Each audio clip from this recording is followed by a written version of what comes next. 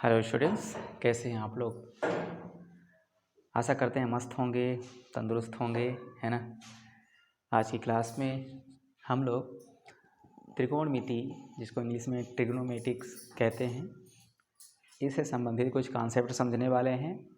और आने वाले क्लासेस में, है ना, आने वाले क्लासेस में हम लोग इसी त्रिकोणमिति से संबंधित प्रश्नों को देखेंगे, उनके सवालों को सॉल्व करने का प्रयास करेंगे। ठीक है, तो चलिए सबसे पहले मैं आप लोगों को कुछ सूत्र बता दूं, इसका कुछ रूल्स बता दूं।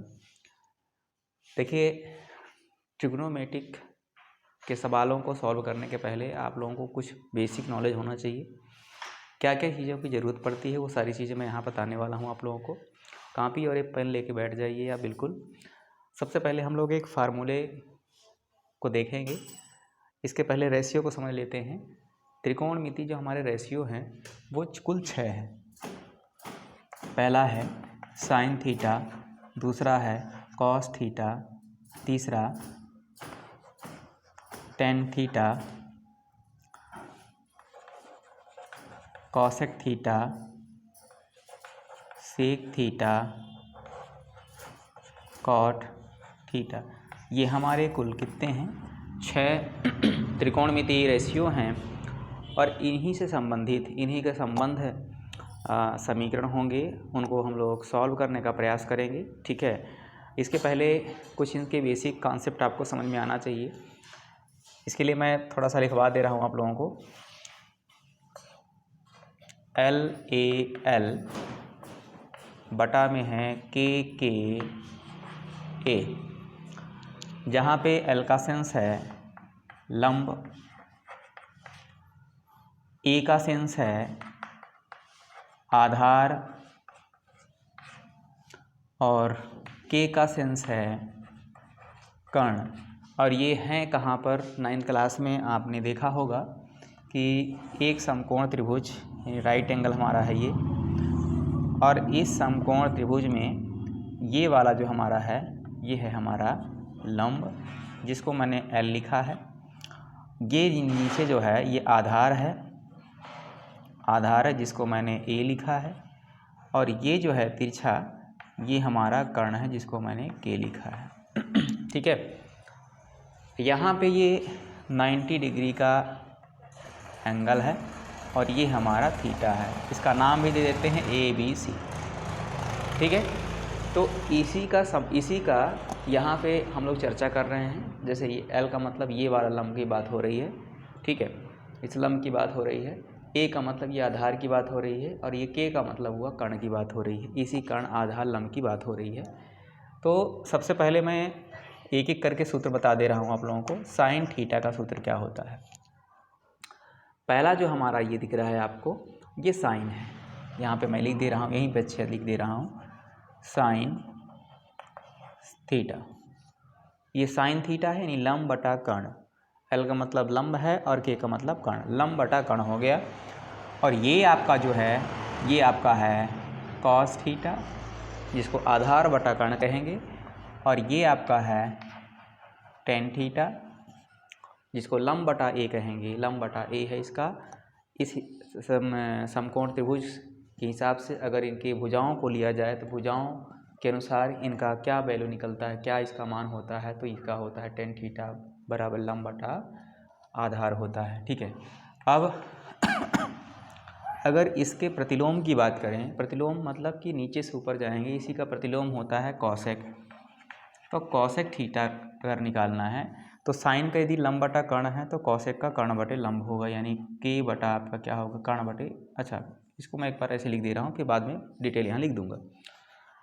ये जो है हमारा ये सेक है, सेक थीटा का होता है कर्ण बटा आधार, क्योंकि कॉस थीटा का ही प्रतिलोम होता है हमारा सेक थीटा, और कॉस थीटा का आधार बटा कर्ण होता है। तो हमारा जो सेक है सेक थीटा का होगा कर्ण बटा आधार। क्लियर है? इसी प्रकार टेन को देखते हैं। टेन थीटा हमारा लंब बटा आधार होता है, तो कॉट जो होगा कॉट थीटा हमारा आधार बटे लंब होगा। आई होप आप समझ गए होंगे किस प्रकार से बिल्कुल हम लोग इसको समझ गए हैं, है ना, किस प्रकार से इसको बनाना है, कैसे इसका लंब कर्ण का संबंध क्या है। ठीक है, आगे हम लोग बात करेंगे इसी का डिटेल में लिख दे रहा हूँ यहाँ पे, शॉर्टकट में मैं लिख दूँगा यहाँ पे। आप लोग इस तरीके से आप नहीं करेंगे, तो बस समझने के लिए है, याद करने के लिए आपको है। अगर इस टाइप का आता है तो आप बिल्कुल लंब कर्ण बाकायदा हिंदी में जो लिखा है इस टाइप का आप लिखिएगा, ठीक है। तो साइन थीटा बराबर क्या होता है, लंब बटा कर्ण। तो यहाँ पे लंब बटा कर्ण मैं लिख दे रहा हूँ। इसके बाद होता है कॉस थीटा, आगे पीछे हो सकता है ना। कॉस थीटा का होता है आधार बटा कर्ण, यानी ए बटा हो जाएगा के। इसके बाद टेन थीटा है, टेन थीटा का होता है लंब बटा आधार, लंब बटा आधार। इसके बाद कॉसेक थीटा, कॉसेक थीटा का होता है, कॉसेक थीटा हमारा ये है, कर्ण बटे लंब होगा, कर्ण बटा लंब होगा। इसके बाद सेक थीटा, सेक थीटा का हमारा होता है कर्ण बटे आधार, कर्ण बटे होगा आधार, ठीक है। इसके बाद होगा कोट थीटा, कोट थीटा का क्या होता है, कोट थीटा का क्या होता है, कोट थीटा का होता है आपका आधार बटा ये लंब, ठीक है। आई होप आप समझ गए होंगे कि किस टाइप के इनमें संबंध हैं। इन संबंधों को हम समझेंगे पहले, इसके बाद फिर हम लोग इसका सूत्र देखते हैं। चलिए तो फटाफट इसको नोट कर लेंगे, आगे हम लोग बढ़ते हैं, आगे बढ़ते हैं। अब ये तो पहले कर लीजिएगा, ठीक है। इसके बाद हम लोग थोड़ी सी सीखेंगे कि इनका और भी क्या बेसिक फंडा है, इसके बारे में समझने वाले हैं। तो मिटाते रहूँ फिलहाल मैं इसको, ठीक है। अब यहाँ पे मैं एक एक का और सूत्र बता रहा हूँ, जैसे प्रतिलोम के रूप में बता रहा हूँ कि साइन थीटा किसके प्रतिलोम, किसका व्युत्क्रम होता है, कौशिक का, कौशिक किसका व्युत्क्रम होता है, साइन का, साइन होता है कौशिक का, एक दूसरे के अपोजिट होते हैं। मतलब साइन थीटा बराबर हम लोग लिख सकते हैं कौशिक थीटा, क्या लिख सकते हैं, एक मिनट, कौशिक थीटा हो सकता है। और हमारा जो कौशिक थीटा है ना, हम जब साइन थीटा को अगर कहीं कहीं ज़रूरत पड़ता है हम लोग सॉल्व करेंगे तो वहाँ पे घटनाएं घटेंगी। मतलब ऐसा चीज़ आएगा कि साइन के स्थान पे हमें कौशिक लिखना पड़ेगा, एक बटा कौशिक लिखना पड़ेगा, कौशिक के स्थान पे एक बटा साइन लिखना पड़ेगा, क्योंकि कौशिक थीटा बराबर होता है एक बटा साइन थीटा। ये सारी चीज़ें आपको याद रहनी चाहिए। अगर याद है तभी त्रिकोणमिति के सवालों को हल करना प्रारंभ करें, अन्यथा आप गलती करोगे या रटोगे, रटा हुआ कोई चीज़ ज़्यादा दिन तक टिकाऊ होता नहीं है। चलिए तो इसके बाद देखते हैं कॉस थीटा। कॉस थीटा होता है, इसका उल्टा होता है एक बटा सेक थीटा, और सेक थीटा होता है एक बटा आपका कॉस थीटा।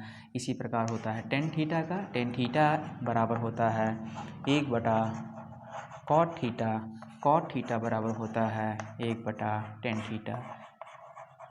थीटा। अच्छा, ये टेन और कॉट का दो अन्य सूत्र भी होते हैं, देखिए साइन थीटा, टेन थीटा जो होता है ना, ये होता है साइन थीटा बटा में कॉस थीटा, ठीक है। और कॉट थीटा जो होता है, चूँकि इसका उल्टा है तो ये उल्टा हो जाएगा कितना, कॉस थीटा बटा साइन थीटा, ये साइन थीटा, ठीक है। इस तरीके से सूत्रों को, ये सारी सूत्र यहाँ पे काम में आने वाली हैं, ठीक है। तो ये सारी चीज़ों को आपको पढ़ना है, याद करना है, ताकि आप इजी तरीके से बिल्कुल आसानी से बिल्कुल समझ में आए कोई भी चीज़ें, ठीक है। तो चलिए फटाफट इनको आप नोट करते जाएंगे, इनको नोट कर लीजिएगा आप लोग, स्क्रीनशॉट लीजिए, आगे की ओर बढ़ते हैं, ठीक है। चलिए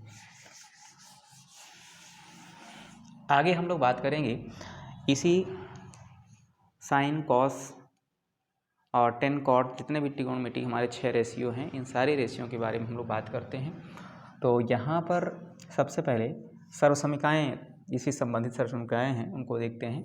तो एक होता है हमारा sign square theta plus cos square theta. अगर ऐसा नहीं मिले तो आप उसमें वहाँ पे एक लिख सकते हो, क्योंकि sine square theta plus cos square theta equal to 1 होता है। इसी प्रकार इसको पक्षांतर अगर कर दोगे आप, यहाँ ध्यान देंगे तो साइन स्क्वायर थीटा बराबर, इसको पक्षांतर कर दो तो प्लस है, उस पर जाएगा माइनस हो जाएगा, ये हो जाएगा कितना, कॉस स्क्वायर थीटा। आप देख सकते हैं कि यहाँ पे इसके बराबर में ये भी आ चुका है। मतलब कभी कभी मैं क्या करूँगा, या आप भी वैसे ही करना कि इसके स्थान पे ज़रूरत पड़ेगी इसकी तो इसको लिखेंगे, या फिर इसके स्थान पे ज़रूरत पड़ेगी इसकी तो इसके लिखेंगे, क्योंकि इसके ये बराबर, देखिए इस संबंध सूत्र से हमने अन्य सूत्र को भी निकाला, यहाँ पे ये इसके बराबर हो गया है। ठीक है, इसी प्रकार कॉस स्क्वायर को भी लिख सकते हो, कॉस स्क्वायर थीटा बराबर, इसको पक्षांतर कर दो तो 1 माइनस हो जाएगा साइन स्क्वायर थीटा, मतलब इसके बराबर ये है, इसके बराबर ये है, हम इसको आराम से लिख सकते हैं। ठीक, चलो इसके बाद देखते हैं सेक 10 का संबंध। सेक स्क्वायर थीटा बराबर होता है 1 प्लस 10 स्क्वायर थीटा, इसको पक्षांतर करेंगे आप लोग तो सेक स्क्वायर थीटा माइनस ये इस पर जाएगा ना, तो 10 स्क्वायर थीटा माइनस में हो जाएगा और बराबर उस पर बचा 1। कहने का मतलब ये है कि sec square theta minus 10 square theta का अगर मान निकालना है तो उसका मान होता है 1। ठीक है, इसी प्रकार ये जो है हमारा है सेक स्क्वायर थीटा बराबर 1 प्लस 10 स्क्वायर थीटा। आप कन्फ्यूज मत होना ये सारी चीज़ें क्यों दिखाई जा रही हैं, क्योंकि इनकी ज़रूरत पड़ेगी।